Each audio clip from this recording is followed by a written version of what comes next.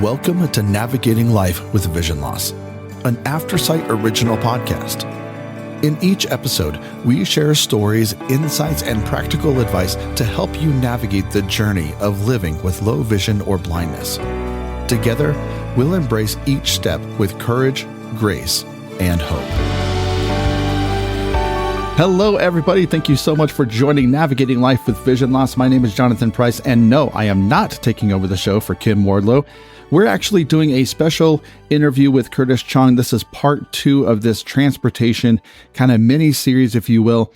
You're going to want to go back and check out part 1 because they talk a lot about the legal ramifications and some of the more intricate things about getting into transportation and advocating for yourself.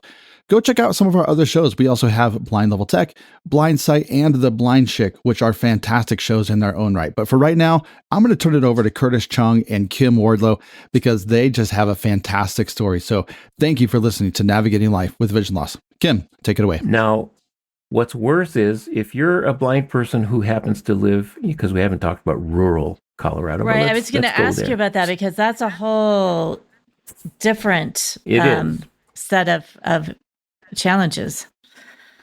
Correct. And unfortunately, in rural areas, like if you're a blind person living in a small town somewhere, you were born there, let's say, or your parents live there, or your family decides to move there, whatever, public transportation isn't even a reality in a lot of places. And so you learn, I know this indirectly by talking to other blind people who do live in small towns, that if you want to make something of your life, you have a couple of hard choices. One, you can get out of the small town, move to the big city, and your jobs are more plentiful, services are better, et cetera, et cetera. Or you find creative ways involving hiring what I call biological human assistance to get something done. And the biological, I refer to it, since I'm a technocrat, I'm right, my math, computer science, whatever. I call it the fully plug compatible biological interface, right? That is, you can get one of those, and that biological interface gives you access to a whole ton of devices and information and stuff that you wouldn't have otherwise. And it's a skill which in today's world, if I say the word reader to a rehabilitation professional or to an education professional, they look at me like, yeah, that is so old school, And I point out to them that in today's glamorous world of technology where high tech is the option and digital stuff is the rage and everything, what our system has forgotten to do is to teach us as consumers how to, for want of a better word, manipulate biological assistance so that we're the ones managing it, influencing it, controlling it, and getting the maximum benefit out of, the service that we possibly can in a short amount of time. Well, as you've talked to folks that have or do live in rural areas, have you learned of creative ways that they have come up with in terms of their transportation in those areas? The only real way to do it, if you live in a rural area, is to form a relationship, and I mean, in a good way, with a number of people who are willing to work for you, to drive you, or to do other visual things that you can't do yourself. And that is a skill. And when I say hire, I don't mean necessarily you're paying them $20 an hour. I mean, you live in a small town, you make friends with people, and you don't get the service for free. That I think that's highly important. Somebody drives you someplace and they're a friend of yours or whatever. You need to find a way to say thank you, either with a gift, paying for lunch, buying gas, doing something that says, I'm a part of this equation and I am not just here sucking up your service and, exploiting your time forever and ever. And I regret to say that in small towns where nothing exists, the only real way basically to address the transportation issue, if you're going to stay in that small town. It can be done.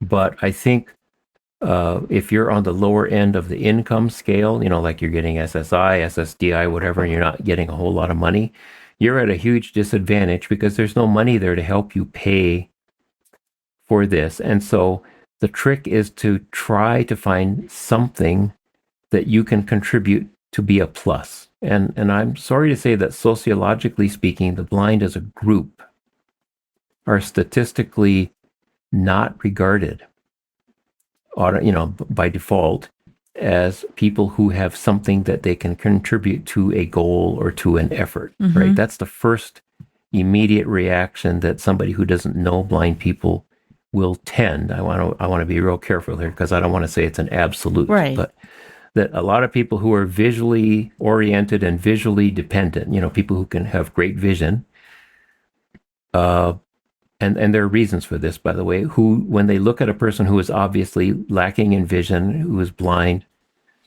they automatically assume that that necessarily means they are not capable, period. And there's a logical reason in my mind why they believe that. It's because they've been taught through their whole life that the way you learn, the way you do things is by looking. We are all taught this. Even blind people growing up are taught that. And it's harder to say, look at this piece of information here that maybe is a graph, or look at this piece of information that's being displayed on a video or a chalkboard or something like that. Is there any way that information can be provided in a non-visual or less visual way? 99% of the time, there's no reason to have to do this.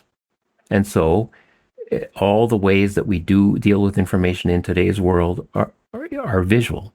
It's easier to understand a visual graph that shows economic trends. It's easier to look at sales for the quarter if you can do a visually meaningful chart, because you can get that information in 10 seconds. It's harder to turn that into a bunch of numbers that mean something to people because you're trying to make it accessible. Right. Why is that? It's not because one is better than the other. It's because our society as a whole, whether you're in a poor country or a rich country, is all geared toward presenting, manipulating, absorbing information in visual ways. And the non-visual or less visual ways require a lot more effort to think about, because there are many towns in our country that are small and rural where there is no publicly visible person who is blind, period. Statistically, that makes sense because we're a low incidence population. So if you, in a metro area, you're more likely to find, numbers of blind people. But in a rural area, mostly you're lucky if you find one. And what's even worse, in my mind, if I find one who went blind later in life, let's say at the age of 65, they're a senior now.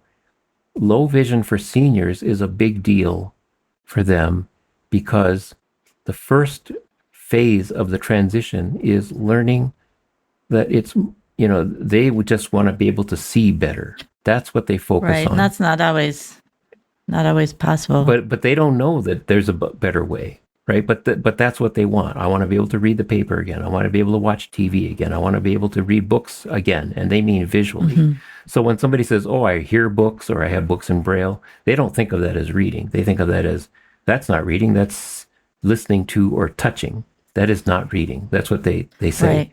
And I don't blame them for saying that. It's because of their background. They've learned how to do everything visually. That's their life experience. And the road to get from being visual to being less visually dependent to being zero visually dependent, when you're older, that road is harder to walk. Yes. And because there's more work involved. And if you've been driving your whole life and now you're having to learn how to get around to the places you want to go in some other way, that you're not able to drive, that can also be very difficult for folks making that adjustment. Yeah. I mean, I had to understand this because, I'm not sighted, right? But I had to understand that it is normal for people to pay several $100s a month for their car. It is normal to have the car when and wherever I want it. It is normal that I can just get in the car and go someplace. All right. That's what normality is from the majority point of view. So when I talk to people I live in a 55 plus community, right? So there's people losing their vision. And I say, so what'll happen I want to talk to you about what's going to happen when the day comes that you can't drive anymore. And I said, and by the way, if you're in this low vision group, I want you to know that I'm very worried that you're still driving. Right. Yeah. Right? Because I don't want you to run into me, you know? And I say, let's talk about what's possible after you get to the place where you can't drive anymore or you can't read anymore. What is there left to do? And there are alternatives, right? I'm trying to explain this to them, for getting around, for doing things. But unfortunately, none of those alternatives are what I would call ideal. You know, I mean, I'm perfectly content to live where I don't drive. I've figured it out. You know, I when I talk to the new members of our low vision group, I say, I'm a blind person who's been blind since I was born. I've never had to give up reading. I've never had to give up driving. I know that most of you here are not in that category. You're feeling like you're about to lose the ability to read, that you're about to lose the ability to drive. And that in and of itself can be very frustrating and painful at the beginning, unless or until you meet enough people who are not as upset about it as you are, so they can show you what are some of the alternatives that could be available for you if you put some effort into it, right? Because it does require effort. It requires learning. And what's frustrating to me as I think about this, the aging process doesn't make you a better learner. It doesn't make you more tolerant of change. It doesn't speed up the process of absorbing new ideas and new information. What it does is it slows it down. It makes it harder. Yeah, just your frustration level is way just higher. when you really need it. Yes, exactly. Well, and I know we've talked about some of the alternatives, you know, the on-demand rides, transit systems, if you're in a metro area, having to be really creative and probably finding folks who can give you rides and how you will compensate them for that. If you're in a rural area, I know there are lots of challenges, and I don't know if your work on RTD's advisory committee for people with disabilities have included other things. I know that the on-demand rides, you know, ironically, a program that has really worked and been really popular, now it's kind of viewed as a problem by RTD because of costs. And I know the committee's worked on that, but I know there are other things that have come up in the community with the on-demand rides, especially with folks who have guide dogs and being allowed to have your guide dog, or just having, you know, people pick you up or find you in the right location, guide dog or not. But certainly I know many folks with guide dogs who the car pulls up and sees the dog and just pulls away. Correct. Now, you know, what frustrates me about this is Uber and Lyft are particularly, Uber more than Lyft, you know, when we look at the numbers, much more blatant about the guide dog discrimination. It's a huge issue. It's a huge problem. And what has frustrated me is that advocacy efforts that try to fix this problem is being stymied by the fact that all the drivers that work for Uber and Lyft, for example, are gig workers. They're not employees per se. So Uber and Lyft can say all they want about, hey, you know, it's a violation of the law, et cetera, et cetera, et cetera. And the drivers don't care. As a matter of fact, I've seen YouTube presentations by Uber, Lyft drivers that talk to the other drivers about how you avoid having to pick up a blind person with a dog. Once you see the dog, you just go away, right? And there's no penalty for doing this, really, because Uber and Lyft are reluctant. You know, they just haven't gotten really good. Now, in recent times, Uber in particular has developed, with a lot of badgering and a lot of supportive help from the NFB and others, a self-identification process which is admittedly optional. So through the self-identification option, I can, if I'm a guide dog user, I can register myself as a guide dog user. And I cannot tell you how much that just pains me to have to say this, because I remember days when guide dog people never had to pre-register for anything, and that the law said you were supposed to go. You know, airlines now require guide dog users to register ahead of time. Now Uber is not requiring, but offering the option. But in one sense, that option is the best of the worst, if you know what I mean. It's not ideal. But what it does is if you sign up for the self-identification option with Uber, optionally, and you can choose when should the driver be notified that I have a guide dog. Well, the ideal way is that they don't get notified you have a guide dog until they have accepted the ride and until they are getting close to your location. And we did work this out with Uber so that that's how the self-identification option works. When they get close to your location, then they're told that, through their app, they have an app of their own that they use, that they that the customer has a guide dog. Okay, now, if the driver then decides to cancel the ride because they don't want a dog in their car, they're notified that this is a violation of legal statute, da da da da da, and the blind person is notified that the driver just canceled your ride. Do you believe that this was an act of discrimination because you have a dog? And if you say yes, Uber says that what that will trigger is an immediate investigation. Now, the problem is, even if it does do that, what's the the penalty customer, or you don't even know that the driver has been penalized or dismissed, or whether really anything happened at all, right? So there's no feedback to you, the customer, to make you feel better that, yeah, you just got discriminated against. And what's worse is you got discriminated against. Now you got to wait another 20 minutes to get another ride, and you're going to be late for that movie or whatever, or to work, because now the driver has been, you now have to hunt up another driver who is more whatever, more tolerant, or doesn't say they're allergic to dogs or what have you. And so it forces the customer to be more pushy, to be more assertive, to be more on the ball with regard to how, things are being done. It is by no means a perfect solution. It's not working the way a lot of us would like it to work. And it is frankly wrong that a company with as much money as Uber and Lyft have don't, nip this in the bud, because they're the big corporations. They have tons of money. They could really do a lot more to do this. And what's really sad is they make polite noises and they say, oh yeah, the bureaucrats who work for the company, because they're, any large organization has bureaucrats. Can't help it. That's what our large organizations do. They say, yeah, we're on your side. Yes, we agree it's wrong, and yes, we're going to penalize drivers. But we don't know that as consumers, because we're not getting told about what's happening or anything, nor do we even get, what is the credit that you typically, a lot of times when I have a complaint about Uber for other things, for example, language proficiency, that's a huge thing now with me. I can't know when a driver connects to me that this driver doesn't speak English very well.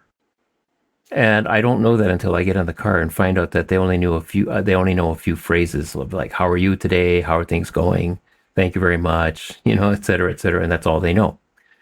And for a blind person in an Uber cab who knows is not navigationally challenged, you sometimes want the driver to go a certain way, and you want them to tell you what intersections are we at, which side of the car is the building on when you're about to drop me off. If they don't speak English, how am I going to know? What is my solution? So language proficiency and acceptance of guide dogs are big issues. Now, some people say, blind people with canes, they get discriminated against too. And I say, yes, they do. But in my lifetime, I've been using Uber long enough, more than a decade now. I've never had that happen to me. I will say that I've had members of our low vision group who do not use canes tell me that they don't want to use Uber or Lyft, even though they can afford it sometimes, because they can't connect with the car.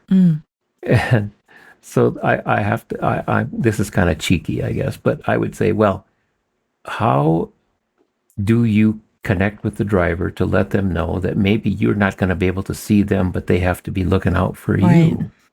Is there something uniquely identifiable about you? For example, in my case, I always tell when an Uber driver's coming, look for a person with a cane, right? Or if Peggy and I are traveling, my wife, both of us have canes. We say, look for the blind couple with canes, right? That's what we tell them. And that puts the locating on the driver to try to connect up with us. And it puts, that doesn't relieve us of the responsibility of figuring out, okay, the car's getting close, It's still a mile away, or it's still 5 minutes away, so I don't have to worry. But if I hear a car pulling up like it's slowing down Right. or something, I hold the phone. I do the visual thing, right? Hold the phone up, make my cane visible.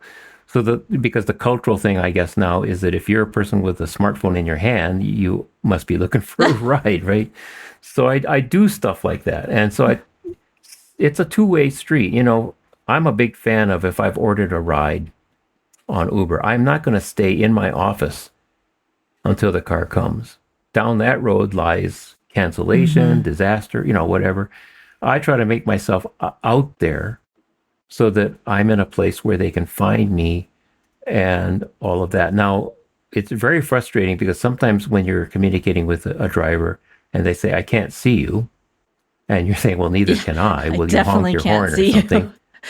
Yeah. Well, but it's amazing that I'd say over 90% of the drivers I've contacted, if you say, can you honk your horn? They won't do it. I want them to honk their horn. That's the only way I know where the they car are. is there. Yeah. And they won't do it. Yeah. Interesting. They won't do it. Now, there's an outfit called Waymo, Waymo, not here in Colorado yet, but they're in San Francisco, and, they're trying to expand it. They have self-driving cars, which I'm not a big fan of, but they have them. And when the representative of Waymo, who spoke at one of our NFB conventions, said, we have a button that you can push on the Waymo app that will honk the car's horn. I thought, wow, somebody was listening to us about how we find cars, because the horn honking is the way, right? That many of us know. Is the car halfway down the block? Is it right in front of me? Where is it? It doesn't even have to be a long horn. It just have to be like a boop or something like that. I wish that culturally that Uber and Lyft drivers would respond positively to a request that says honk your horn, because I can't do it. And I think part of it is communication. If they don't speak English, or if culturally they come from a country where blindness is still regarded worse than it is here, I can see where there's some miscommunication problems, or some some drivers are very overly helpful, other drivers are not helpful enough. That we see this all the time. And my ideas about that are, you as a blind person set the boundary about how much help you want, how much help you need, and you tell them, and not in a timid way, but you say, I would appreciate it if you would do this or something, because if you don't tell them, they won't know, right? Type of thing. In my case, I'm perfectly happy if they just let me figure it out and let me get into the car and be on my own. And I appreciate it if they just tell me, if I'm getting out of the car, is the building in front of, to the left of, or to the right side of the car? I want to know those things. Other people will need the driver to walk with them, at least to the bottom of the stairs or something like that. But I think that that's a choice that we each should be able to articulate to the driver as we control what help we require. My definition of independence is, first, being able to take charge, and secondly, recognizing that it's not that you do everything yourself, but that you're in charge of how the thing you need help with is going to get done. And I wish we taught that more to people. Well, and you've given us some great examples and great tips of advocating at an individual level. Do you have any advice if a person wants to get more involved in ways that you have been? They want to be on an advisory committee. Maybe they're in a small town. As I know, small towns, people are aging in place in their small town. Maybe they're trying to get some type of transportation going in the community. Well, do you have advice for doing things collectively? Well, yeah. First of all, even as an individual, if you're in a small town, there's a government there of some kind. And there's nothing wrong with forming a contacts with that government so they get to know who you are. One thing that blind people lose because we're blind is anonymity. We're not just one of 1,000. So if a person shows up with a cane or a dog to a city council meeting, if a person writes letters, emails now, not letters, to their city council person or to the mayor, if the person goes and visits in city hall with a high government official and you're visibly blind, people will remember who you are. And once they see you, they will recognize you and all of that. So as I said, we give up anonymity. That's a plus and that's a minus. But the plus is that you then become the person who can begin to start advocating for things, and then you start negotiating what is it that I can get from the government, the city government that I live in, versus what I can't get. And then it's a back and forth discussion about, let's talk about what we can provide, what we can't provide, and how reasonable it is to do what we want to do. A big issue for pedestrians who are blind now is the fact that a lot of street construction is all built around vehicles, not around people, right? They design for traffic patterns, not for pedestrian flow, unless or until they hear from people who are pedestrians who say, we want something to happen. So, for example, right here in the city of Aurora, they have a policy now that says any new traffic signals that we install will be of the audible pedestrian signal variety. The ones that go beep, beep, beep all the time, and then you press and hold the button. It says, wait to cross, whatever. So our city Aurora has a policy like that. And so you find quite a few of these beeping things all over the place. But they just put one up near the grocery store where we shop. And I went and tested it a couple of weeks ago, and I pushed the button and it would say wait, but it would not say the name of the intersection. So we found a person in city government who works with the traffic people, and I wrote a very nice email saying, oh, by the way, I'm very happy you guys put up a new signal and it talks, whatever. But here's the problem. And I don't know whether it's a bug or a feature, but I'm going to tell you about it anyway. Well, they got back to me within 2 hours. Wow, that's amazing. And said, I will send an engineer out to that intersection and we will take care of the problem. That was on Friday. I did this. So on Saturday, I went to the grocery store where the intersection and found out they hadn't fixed it. That's fine. I decided I'd wait. And then on yesterday, it was just yesterday, I got this email back from the person saying, oh, by the way, we sent the engineer out. They verified the problem and we fixed it. So if you find that it's still not working, please write back to me and let me know. Right. So it's that kind of relationship that in a small town, honestly, is easier to do. Aurora's not a small town. I'll admit that. But if I live in a rural area and I'm a small town, my first objective is to try to figure out who do I get to know in city government that can help me. And it's not just that I want to take all the time. I want to be part of the ongoing dialogue that should happen. People don't think of getting to know who their city council person is. People don't think of understanding who the mayor is of that little town, if there is a mayor, or going to visit or something like that. Because even the local post office, when you get books from the Library for the Blind, if you do get real books as opposed to electronic downloads, you want to get to know the people at your post office, because now all of a sudden you're going to get books from the library that are in boxes and you want the mail person to come pick them up at your house instead of you having to go all the way to the post office to, take the books back there. And the very best way to do it is to go there so that the post office sees who you are and gets to know. So when I go to the post office now, Peggy and I are so well known by our neighborhood post office that if I go in there by myself, I get these comments like they'll say, oh, where's your other half? Or where's your wife? Or whatever, or they'll say, we haven't seen the two of you for a long time, glad that you're back, right? That's what part of the survival is, especially if you're in, I think of small towns as places where you can form more easily, not necessarily all the time, personal relationships that work both ways. Because now the challenge for us, for those blind people who live in the rural area, is not only do I want to take from the system, but how can I contribute to it? Mm-hmm. What is it that I know that nobody else doesn't know, that I can be an asset? And let me tell you what, that's the hardest thing. If you're a blind person who's been subjugated by bad attitudes all your life and you've never been able to recover from that, you're not going to think of yourself as a contributor. And I'm very sad when I find people in that position, because that is very hard emotionally to get past. You want to get to the place where you believe enough in yourself that you recognize when can you, me, the blind person, say something, contribute something. So I know where my contribution is. I understand computers a heck of a lot better than a lot of people do or want to do. And therefore, when something goes wrong with somebody's computer, I can generally figure out what's wrong and recommend something simple that will fix it. Right? Now, that's a skill.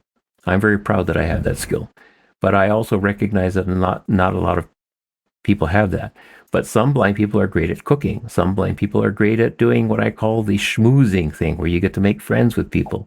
Other blind people are great at, I know a blind person who lives in Chicago who used to work for the bus company. He knew every single bus and train route in the city down to the street names and everything. Now that, most of the customer service people you talk to at RTD have to look it up on a map. This blind guy could do it in his head. Wow, that's amazing. Great for him.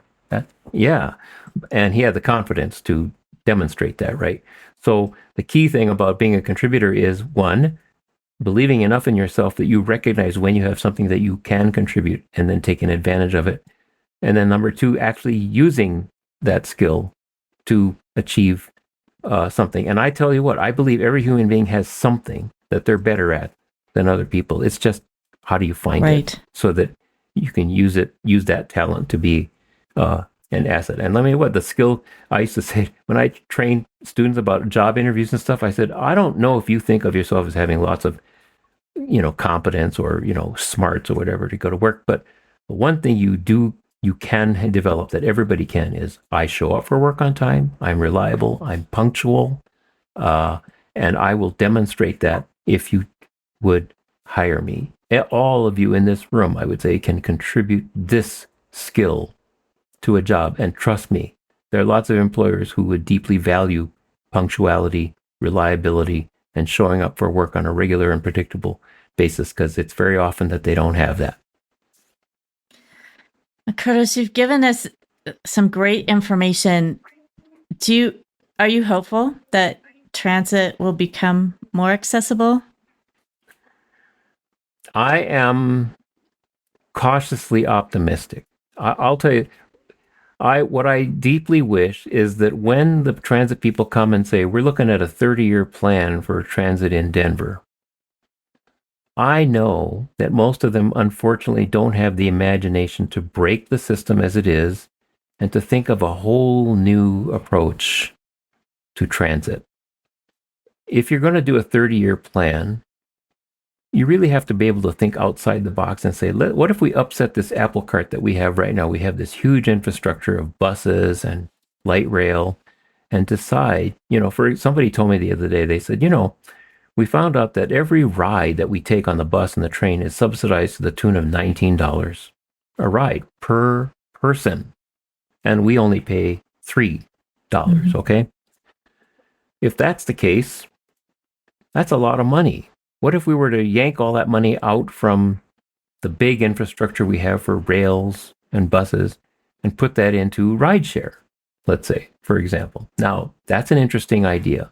I would love it if, when the transit people are thinking of these long-range plans, which most of us honestly don't understand because we're not transit experts, right? We're just citizens who can complain about what's not not working for us. Yeah, right. That's what we do, and we long for transit planners who really are planning to think imaginatively about what would it look like in 30 years if we thought about it, that would give us a transit option that maybe is vastly different from what we know today. And I want to point out historically that in this country, there was a time when public transit was everywhere. Trolleys, trains, buses, and the notion of private vehicles was something that the big bad motor, auto construction companies decided that they wanted to foist onto the public. And there was a big lawsuit about that. And, they only got fined some really itty bitty amount of money. The courts found that the advocates were right, that the transit companies had done a lot to destroy the trolley lines and all that kind of stuff because they wanted to sell More cars and buses, right? right And so we as a country were blind people who were entrepreneurs back in the early 20th century. They went places on trains and stuff like that. Now the passenger train is almost a thing of the past. And that is really unfortunate because in Europe, they still have a lot of public transit that we don't have today. Much more common. And I'm sorry to have to say that. And pedestrians are much more common than we have today. We build communities now that are geared for vehicles, not for people to walk in. And so as we think 30 years down the road, what could we have? All I wish is that transit planners would think beyond the box that they've already made for themselves and try to figure out how do we overturn this thing to get something better that works for everybody, not just people with disabilities, but everybody. And and let's not say AI as the first approach, because I think AI has too much of a mythology behind it that is false, like it's going to solve all of our problems. It won't.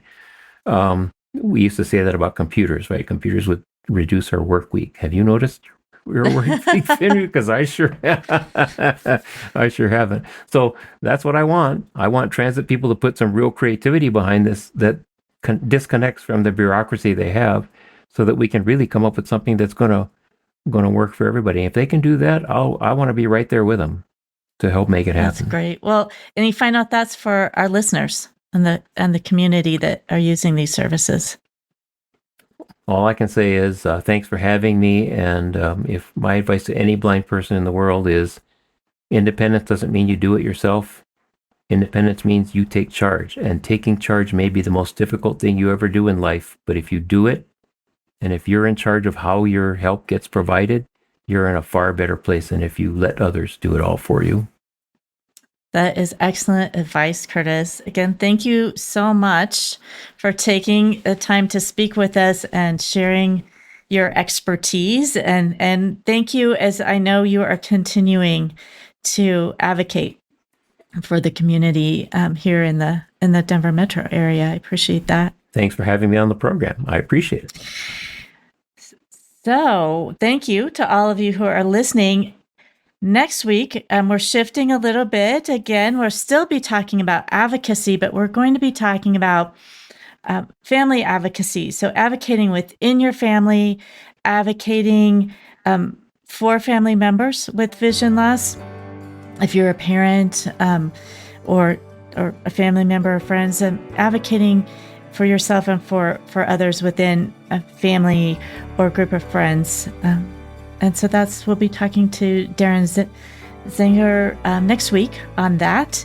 So I hope you're able to listen next week to that. And we still have a few more weeks of advocacy to cover and different topics. And as always, we hope that you will listen to our other podcasts, and that the information that you heard this week will help you navigate your life with vision loss.